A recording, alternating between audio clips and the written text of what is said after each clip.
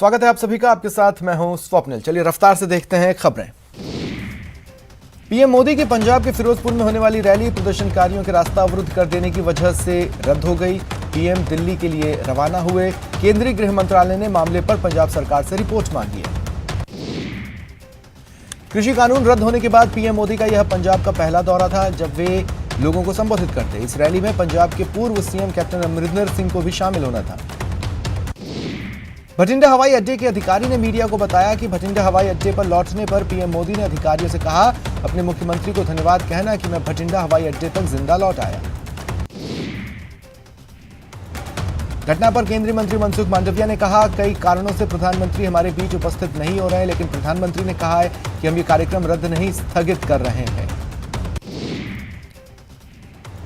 वहीं बीजेपी के राष्ट्रीय अध्यक्ष जेपी नड्डा ने मुख्यमंत्री चरणजीत सिंह चन्नी पर गंभीर आरोप लगाए। दावा किया, जब पीएम मोदी का काफिला फंसा था तो सीएम चन्नी ने फोन पर बात करने और मुद्दे को सुलझाने से इनकार कर दिया।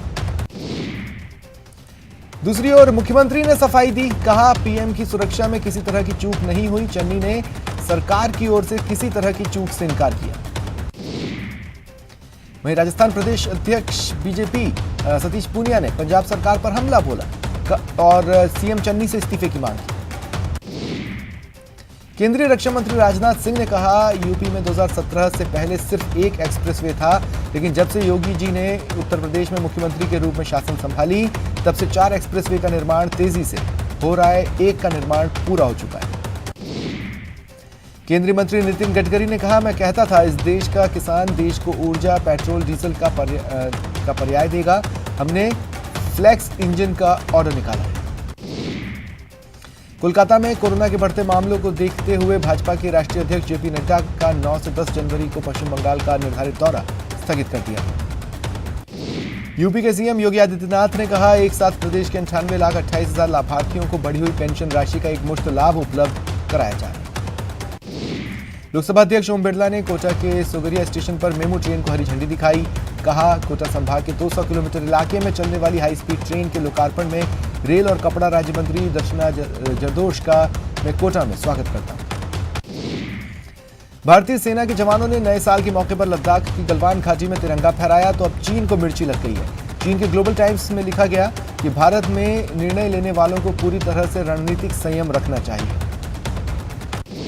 बिहार में कोरोना की तीसरी लहर का असर दिख रहा है। मुख्यमंत्री नीतीश कुमार के आवास के 22% कर्मी कोरोना संक्रमित पाए गए हैं। नीतीश सरकार के 2 मंत्रियों को कोरोना की रिपोर्ट पॉजिटिव आई।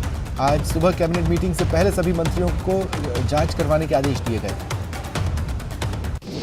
सीएम नीतीश आज 11:30 बजे कैबिनेट मीटिंग करने वाले थे। बिहार की डिप्टी सीएम रेणु देवी और तारकिशोर प्रसाद के साथ साथ आबकारी मंत्री सुनील कुमार और भवन निर्माण मंत्री अशोक चौधरी कोरोना संक्रमित पाए गए।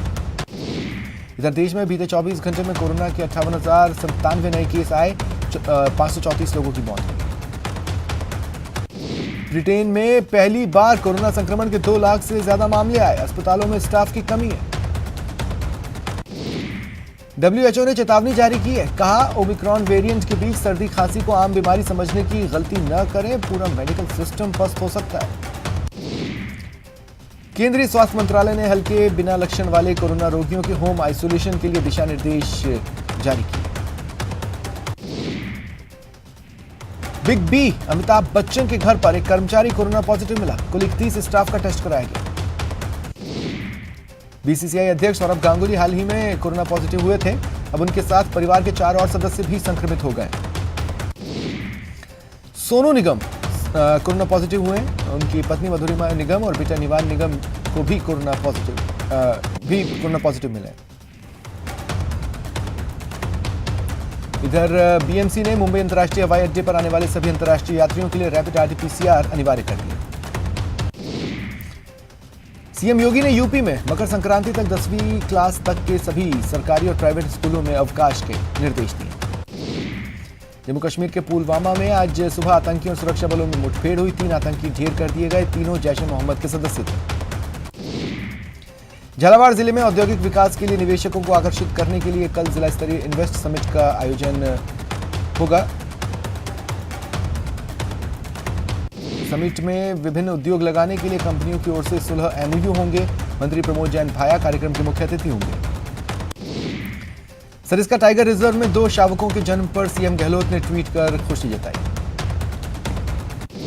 चिकित्सा मंत्री परसादी लाल मीणा आज एक दिवसीय दौरे पर राजसमंद जिले के नाथद्वारा पहुंचे। श्रीनाथ जी की राजभोग झांकी के दर्शन किए। उनके साथ विधानसभा अध्यक्ष डॉक्टर सीपी जोशी भी रहे।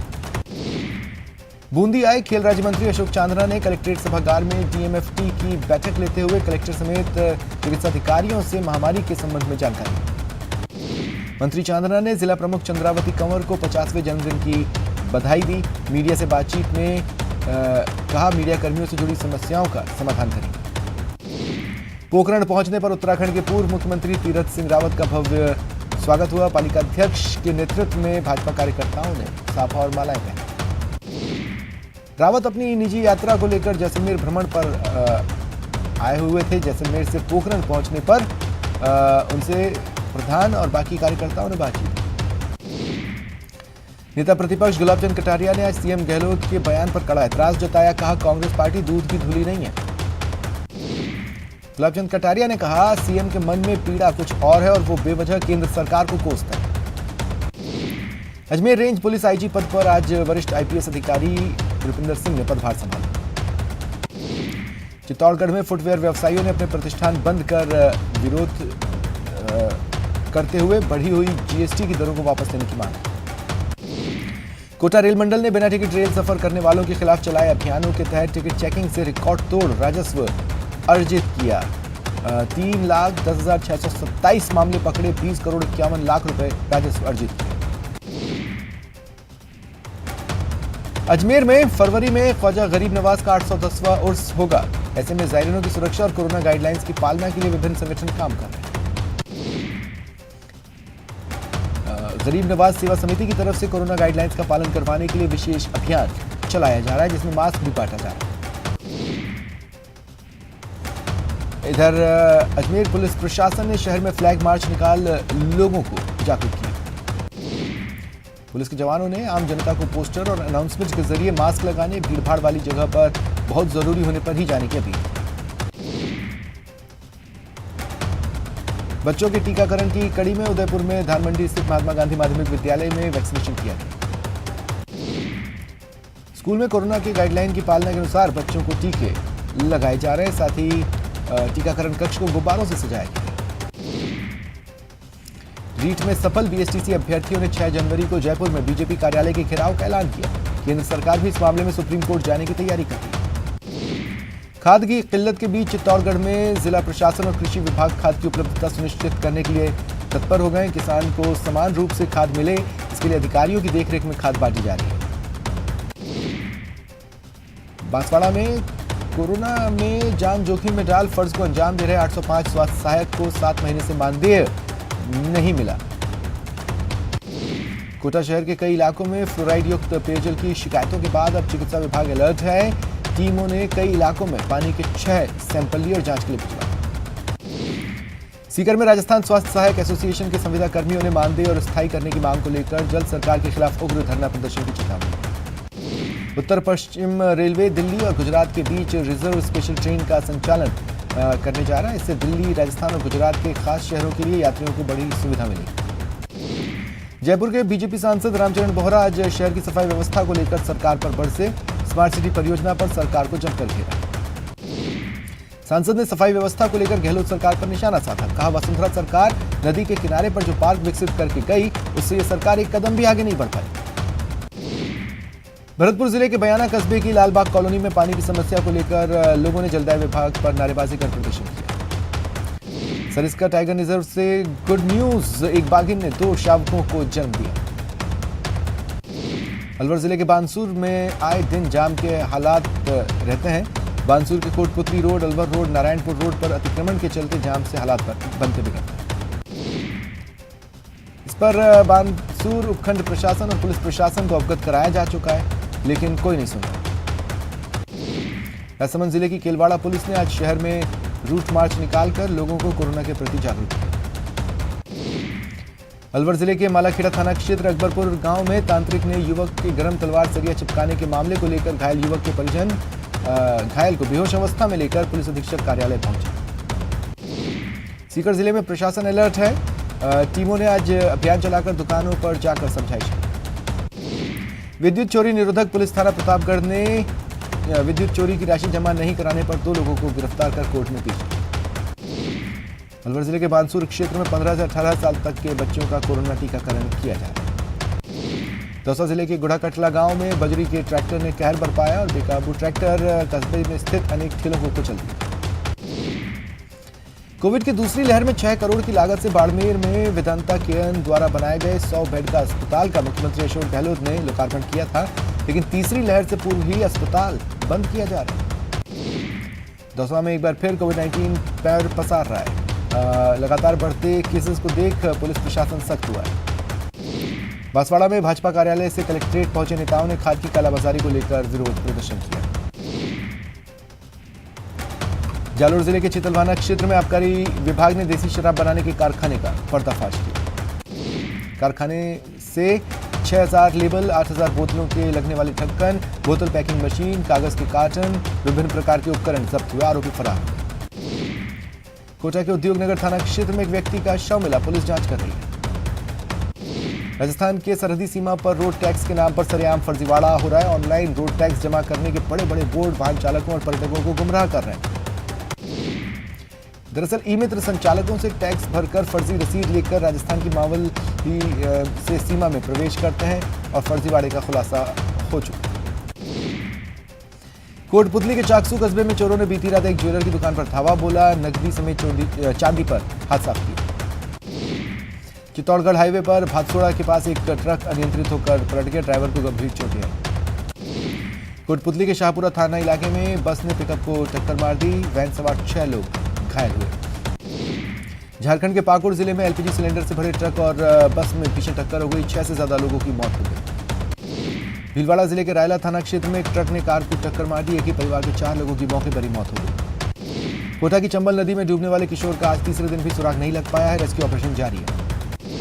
अलवर के कोतवाली थाना क्षेत्र में बाजार में खड़ी एक कार के अंदर शॉर्ट सर्किट से आग लग गई। आग ने भयानक रूप लिया, स्थानीय लोगों ने और फायर ब्रिगेड ने मिल आग पर काबू पाया।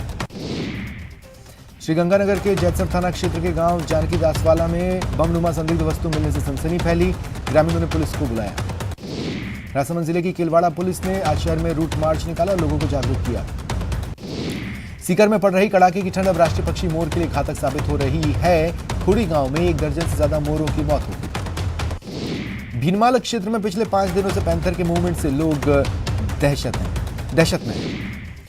जोधपुर के जिलात्रा गांव में पैंथर की खबर वन विभाग को भी दी गई, लेकिन वन विभाग के पास पैंथर को पकड़ने के लिए पर्याप्त उपकरण नहीं है। कोटा में ड्यूटी में लापरवाही बरतने पर ग्रामीण एसपी ने कोटा ग्रामीण के सुल्तानपुर सीआई को निलंबित कर दिया। सीकर के शेखावाटी में मौसम का मिजाज बदला, रिमझिम बारिश का दौर शुरू हो गया। सीकर में आज सुबह से ही पश्चिमी विक्षोभ के चलते बूंदाबांदी के साथ बारिश का दौर चला। अचानक परिवर्तन और बरसात से सर्दी का प्रकोप बढ़ा। जैसलमेर में भी सर्दी और बढ़ी है, सुंदरी समेत कई इलाकों में हल्की बूंदाबांदी भी हुई।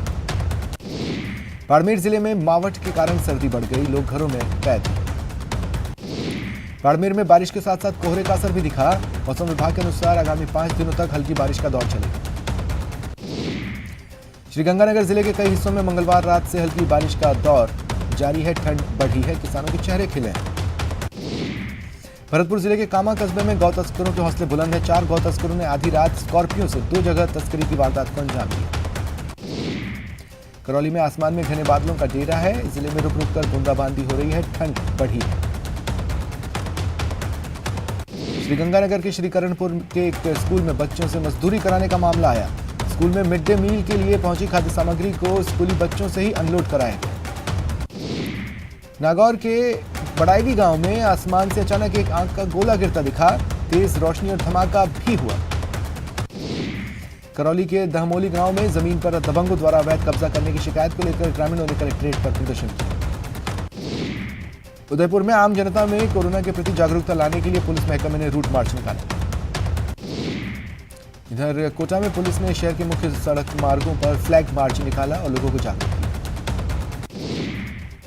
कोटा में नेत्रदान का कारवा बढ़ रहा है, मात्र 1 सप्ताह में 8 लोगों के नेत्रदान हुए हैं।